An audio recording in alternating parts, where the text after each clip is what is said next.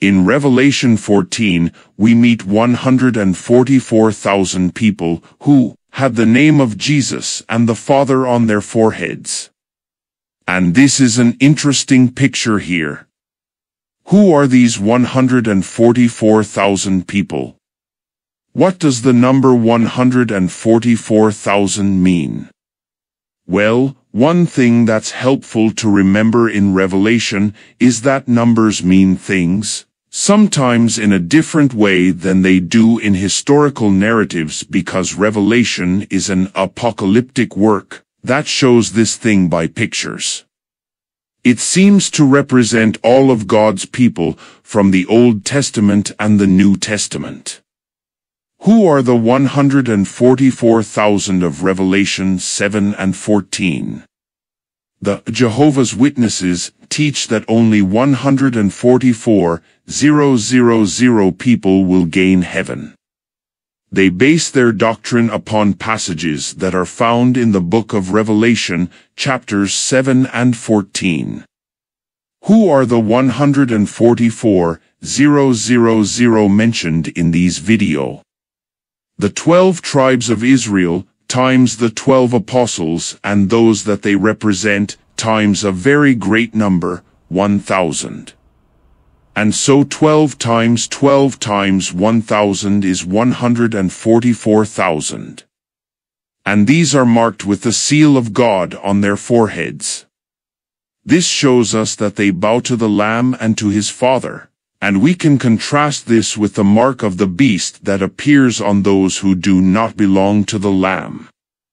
And so instead of being sealed, they merely have the mark of the beast, which indicates being owned not by the Lamb, but by the beast. And that they follow his ways.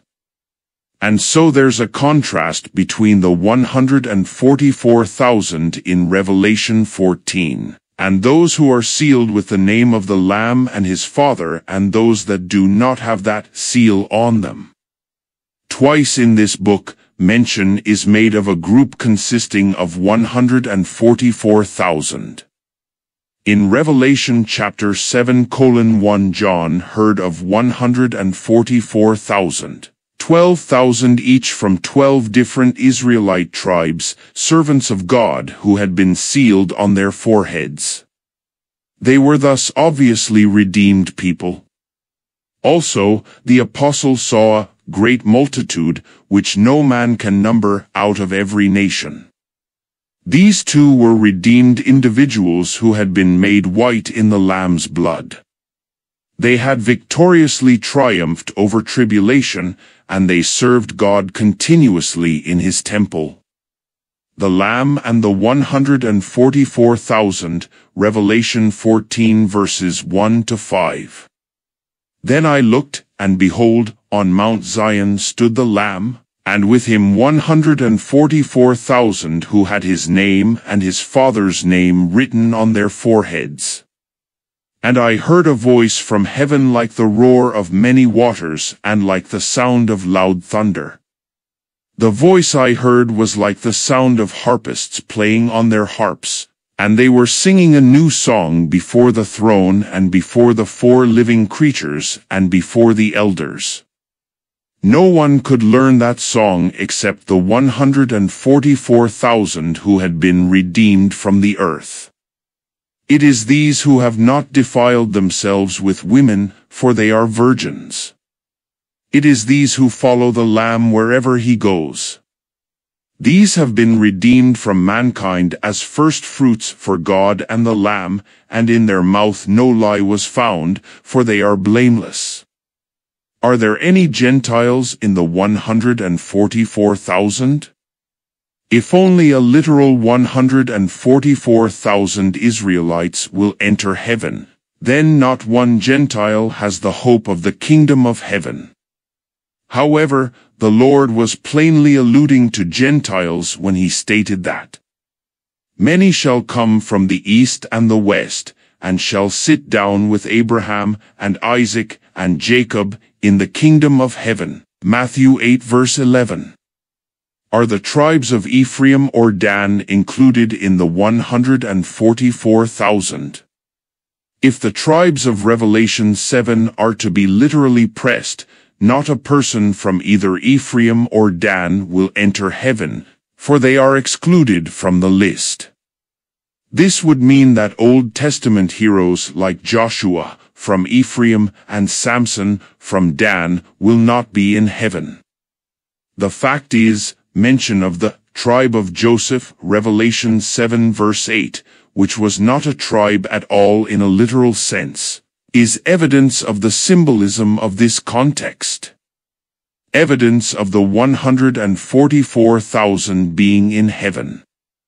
Evidence in favor of the heavenly Zion is as follows. 1. If the 144,000 are the ones singing the new song Revelation 14 verse 3, they are said to be before the four living creatures and the elders, Revelation 14 verse 3. In every other mention of the living creatures and elders within the book of Revelation, they are in heaven. Revelation 5 verse 6, 5 verse 14, 7 verse 11, 19 verse 4.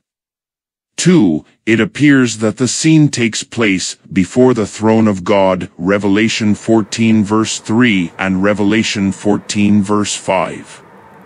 The natural conclusion is that this is the throne of the Father in heaven. Revelation 4 verses 2 to 3, 5 verse 1. 5 verse 7, 19 verse 4. 3. The Lamb is standing, as it was previously seen in heaven in the midst of the throne. Revelation 5 verse 6, 7 verse 17. But in the millennium the Lamb would more likely be seated on his throne, the throne of David. Revelation 3 verse 21. 4. The 144,000 are said to be redeemed from the earth. Revelation 4 verse 3. They were redeemed from among men. Revelation 4 verse 4. The implication is that they are no longer on the earth among men.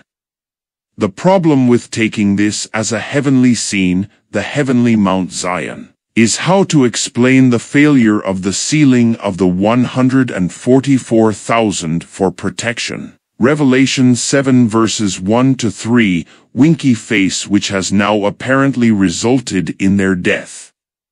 Perhaps this is not as large of a problem as it first appears. What about the 144,000 mentioned in Revelation 14? The 144,000 are mentioned again in Revelation 14 verse 1. Once more, however, the numeral is clustered with several other prominent symbols. First, there is the Lamb, a figure representing Christ, Revelation 1 verse 29, Revelation 5 verse 6. Second, there is Mount Zion, a symbol of divine government, Isaiah 2 verses 2 to 4. Third, there is the numeral 144,000, suggestive of the heavenly complement of God's people. No one will be missing who is supposed to be there. Fourth, the saints are depicted as virgins, which descriptive emphasizes their purity, 2 Corinthians 11 verse 2. Again, though, it must be stressed that if one contends for a literal 144,000, if consistent, he should argue also that a literal lamb was literally standing on literal Mount Zion with a group of literal men, who had never been intimate with literal women, hence, were literal virgins. If a consistent literal scheme of interpretation is pursued, here is the situation that would obtain. Only men will be in heaven, hence, Hannah, Mary, Dorcas, and women of like faith are without that hope. Only unmarried men who are virgins will gain heaven. This would exclude Abraham, Moses, Peter, and a host of other biblical worthies. These conclusions are utterly ludicrous and thus without any merit whatever. Thank you for watching.